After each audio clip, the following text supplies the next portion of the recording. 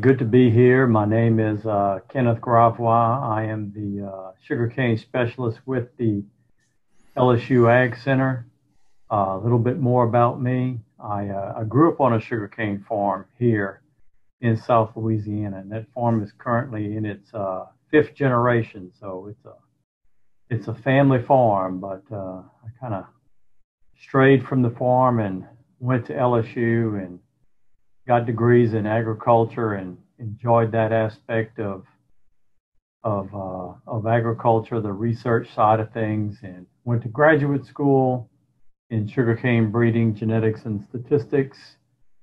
Went off to Arkansas as a rice breeder for 9 years and came back from the University of Arkansas back to LSU in '97 to take over the sugarcane breeding program. So it's a crop I grew up with, and it's a crop that I still work with today. So too bad we couldn't all meet in New Orleans. I was really looking forward to this meeting.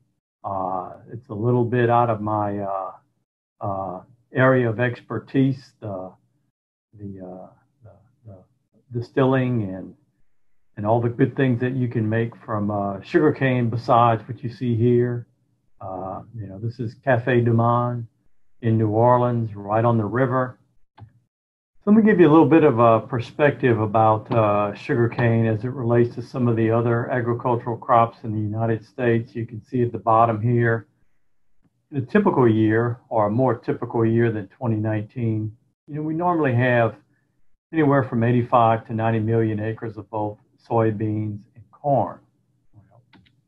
Sugarcane and sugar beets are, I guess that's small potatoes compared to soybean and corn crops. But you can see just under a million acres of sugarcane in the U.S., just under a million acres of sugar beets.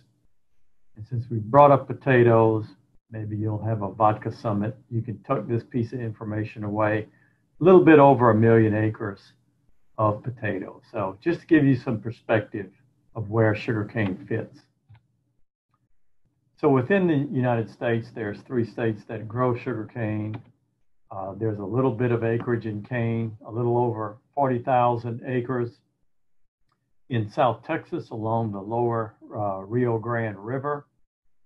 Very productive part of agriculture. Florida has acreage in South Florida, primarily east and south of Lake Okeechobee. And then Louisiana has the largest acreage, and that is anywhere from Interstate 10 down. So that whole southern portion of Louisiana has quite a bit of sugarcane acreage. So with that, that takes us to our topic today. We're going to take a look at sugarcane as an economic driver for South Louisiana. Really more than just an economic driver. It's been a long time cultural driver of the state. This is where I work. This is the Sugar Research Station. You can see at the top of the screen the Mississippi River.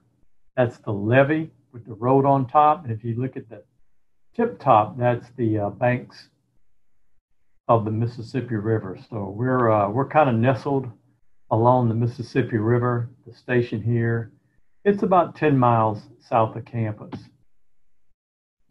So just a little bit of a geographical perspective. We introduced the Mississippi River, and picture to the left is Dr. Barry Keim. He's the state climatologist here in Louisiana. He's now head of the geography and meteorology department. But he's in Lake Itasca. These are the headwaters of the Mississippi River. And just past that little dam where he's standing is the beginning of the Mississippi River. Of course, bottom right is the city of New Orleans, and the river gets a little bit bigger. So the Mississippi River is really tied in to the introduction and the growing of sugarcane here in Louisiana. So what is sugarcane? Well, it's a big grass. It's a big tall grass with, you see in the bottom right, these large stalks, and these stalks store sucrose. You squeeze these stalks, you get juice. The juice will be processed at raw sugar factories into products that we're more familiar with.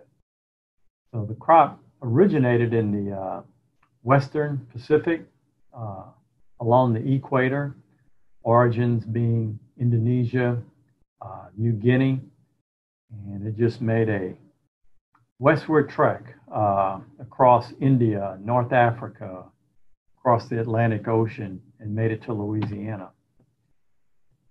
Let's talk a little bit about the history of Louisiana and how it got settled.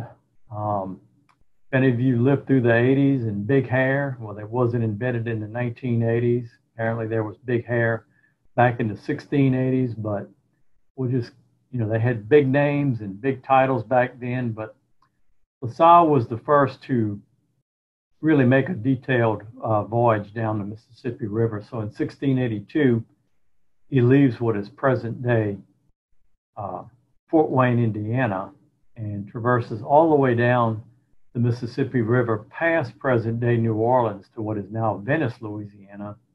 He buries a couple of plaques, he raises a cross, and he claims all of the land drained by the Mississippi River for the King of France. So all that now comes under the oversight of Louis XIV, the current king. And there's a quote in his journal that you see at the bottom. He says, "A port or two here would make us masters of the whole of this continent. Whoever controlled the river would control the continent."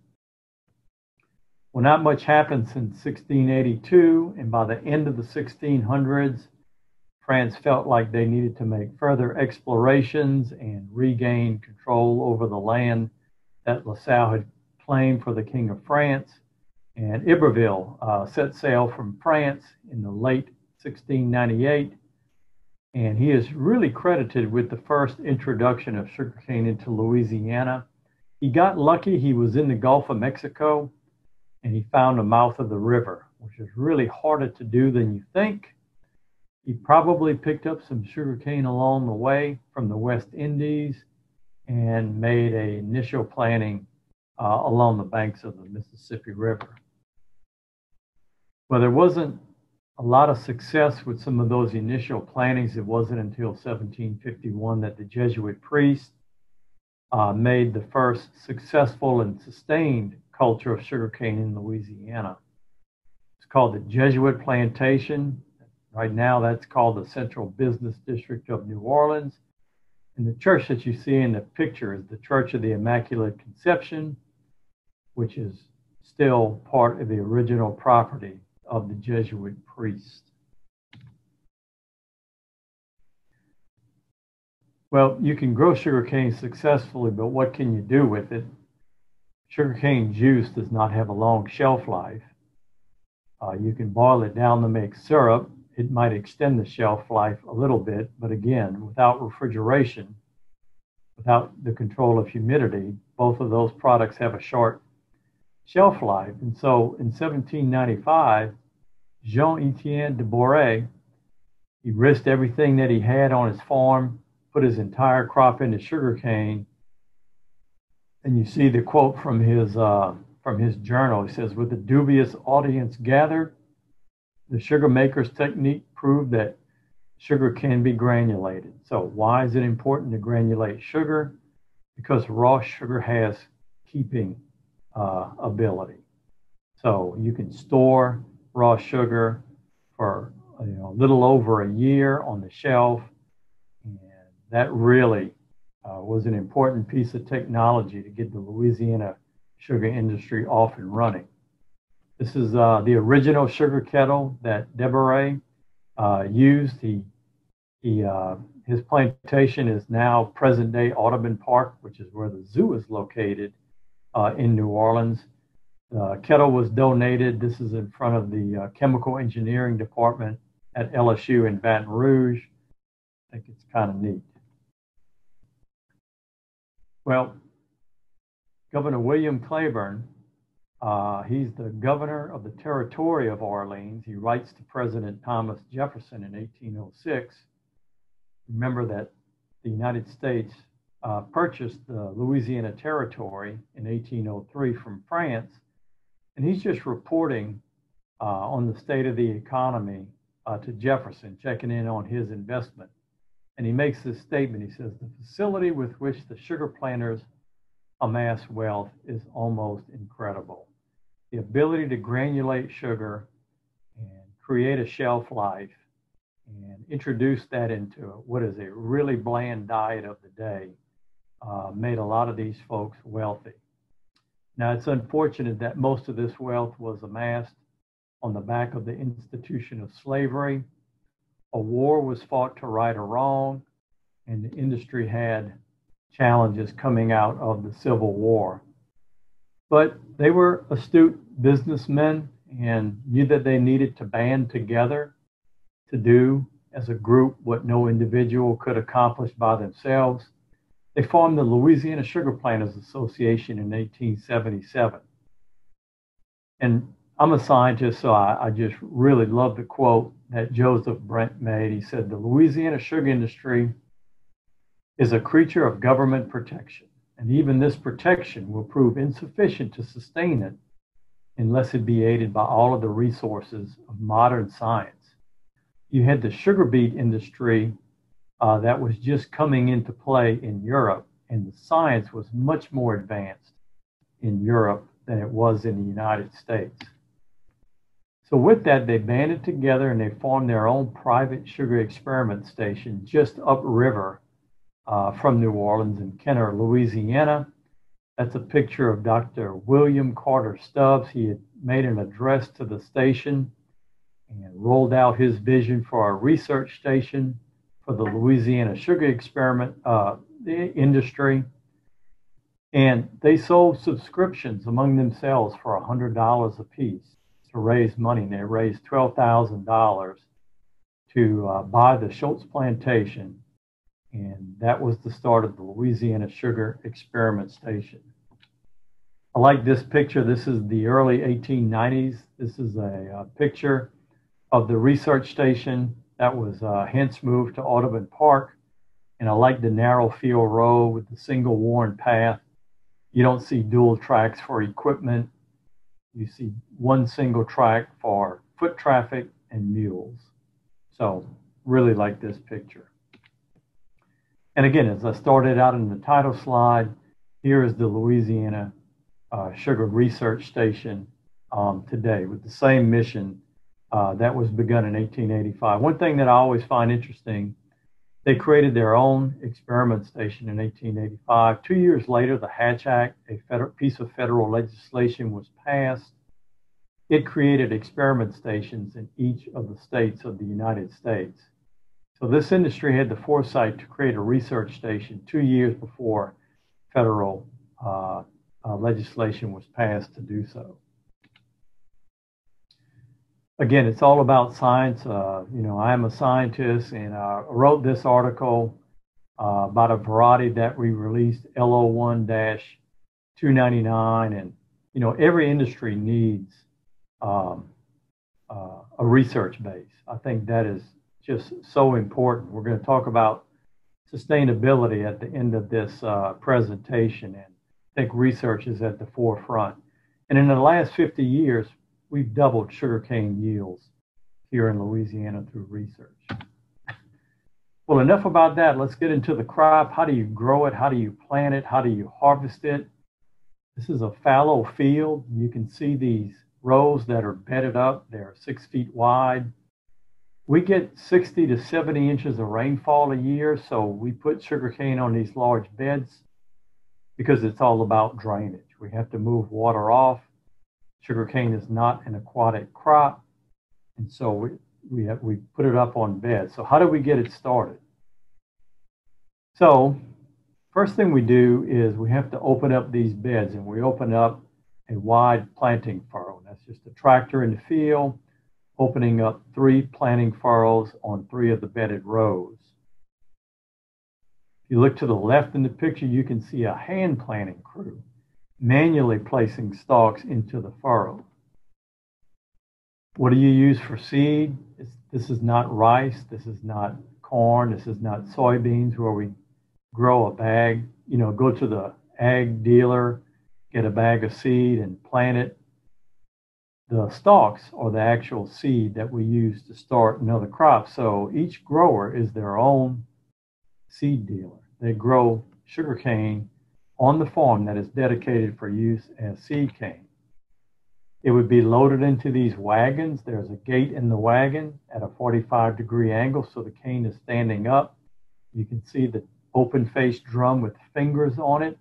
That drum rolls, and it rakes the cane through that chute on the bottom into that planting furrow. So this would be a mechanical planting of sugar.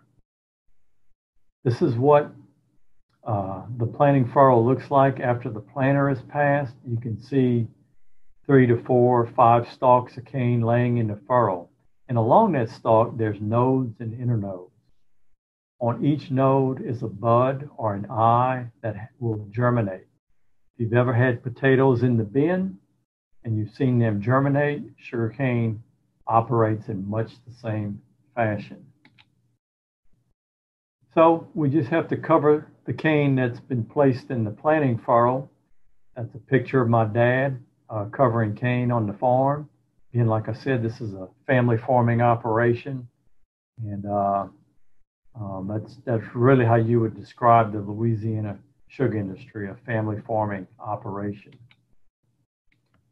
In about 2 weeks, that cane will begin to germinate. It will grow all fall. The planting occurs in August, September into early October. This might be a field in mid-November, early December. The average date of a first freeze in Louisiana is around December the 15th. So that growth will be frosted back. And since it is a perennial grass, that means we have underground buds below ground, and they will germinate the following spring. Again, this would be a picture maybe in late February, early March as we begin to warm up.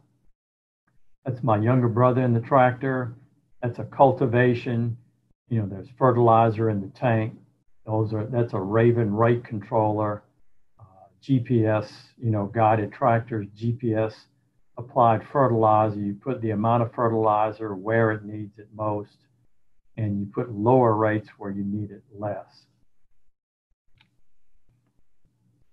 So this is spring growth. This is probably in early to mid-May. Our temperatures are warming up. We're approaching summer. Again, sugarcane being a tropical crop, Louisiana is a temperate climate. We talked about science, so we have bred varieties to be adapted to a temperate climate. And sugarcane is quite well adapted here in Louisiana. So it grows all summer. Right now it's hot. The air conditioner's coming on just about all night long. And you may not like that for your utility bill, but the cane loves it. It can grow as much as an inch a day with the long days of summer. This would be a picture just before harvest in early October. So what is that plant made of? Well, 70% of it is moisture. The majority of the stalk is simply water. 14% of that plant biomass is just structural fiber. And then bricks. Bricks is just the soluble solids in the juice. You took a spoonful of sugar and put it in water and stirred it, it would dissolve. So bricks are the soluble solids which creates the juice in the cane. And sucrose is the most predominant soluble solid in sugarcane. So this is harvesting. Again, that's my brother in the combine, my nephew waving to us in the tractor. And the combine just takes that whole plant in. It chops it into little bitty pieces. There's a primary extractor fan behind the machine that blows out the leaves and the trash. You see another extractor fan at the top of the elevator, and the thicker, heavier stalks go into the wagon. Those wagons will go to a loading site. It takes about 3 of these wagons. Each one of these wagons holds about 10 tons of biomass. They're high dump. Here you see a truck and a trailer being loaded. It takes 3 of these to load up a truck. And then it's off to the raw sugar factory for processing. So we finished the work on the farm. Now it's the work of the raw sugar factory to take the sugarcane from the field and convert it into raw sugar and molasses. So here's a truck entering the mill. That's just a weigh station. The trucks get loaded on the way in, and on the way out, you can see the truck and trailer being weighed on that scale, and simply tearing out the empty trailer. The farmer knows how many tons he delivers to the mill.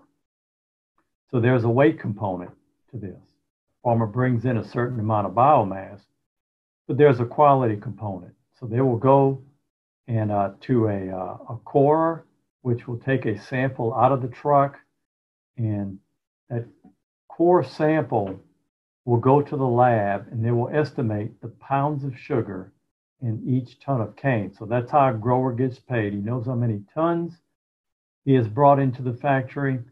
The sample will let him know how many pounds of sugar in each ton, and he gets paid on the amount of sugar that he brings into the mill each day. So those trucks would be emptied onto a conveyor or a carrier. It would be shredded into a fine pulpy material, and then it's going to run through a series of rollers. And each series of rollers is actually 4 rollers. The cane drops in from the top, and the juice gets squeezed out. You can see the troughs on either side of the roller. The juice is being diverted, and you can see the pulp or the residue leaving the mill. So it will go through a series of 6 mills, and they will re-wet that residue and squeeze it out. So if you have a soapy sponge, how do you clean it? You squeeze it, you wet it, you squeeze it, you wet it. That's how you get juice out of the cane. This is the pulpy residue after the last mill, called bagasse. That goes to the boiler. It gets burned as a green fuel to produce steam, and steam is what powers the factory. Very little fossil fuels used in the raw sugar factory. So now I've got a dirty juice. It's full of fine fiber particles. It may have a little bit of dirt or mud in the juice. So how do we clean that up? Well, the first step, it goes to a vessel called a clarifier. So clarification, what happens, the juice gets heated up. We're going to add lime to the juice because sucrose is stable at a higher pH. The lime in the juice will raise the pH, but it's also a source of calcium. Part of the clarification process is forming these calcium phosphate molecules.